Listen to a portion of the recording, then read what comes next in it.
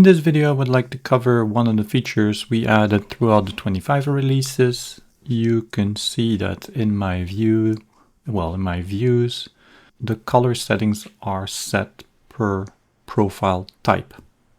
Color settings could be set according to any kind of criteria. That's for why we use what we call the local color settings, local or global actually color settings.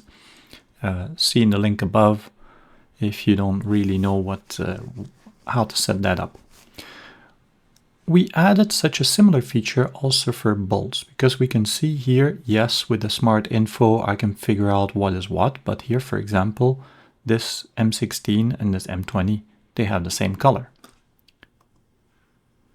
All I can set so far is a color for shop bolts and a color for side bolts.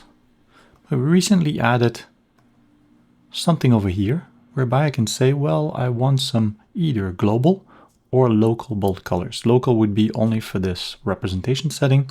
Global would be for all representation settings. So let's, for example, go to global.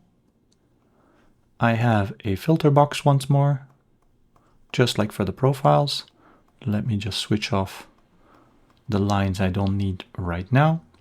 Or what I could say is an automatic color per bolt diameter and start with a certain color. But here I want fixed colors. So I would say this here, M16. So I can filter on all kind of criteria. I would say bolt diameter 16, switch off the filter, switch on, sorry, the filter. M20, so bolt diameter will be 20, switch on the filter. There we go. So now I can say, well, in green, I would like to see the M16, and in, well, let's keep in yellow, the M20. Anything else, make it red, for example, and we save this filter as diam.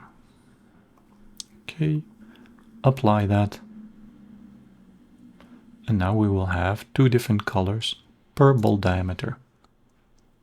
It's a great visual way to check bolt diameters without even having to place your cursor on it.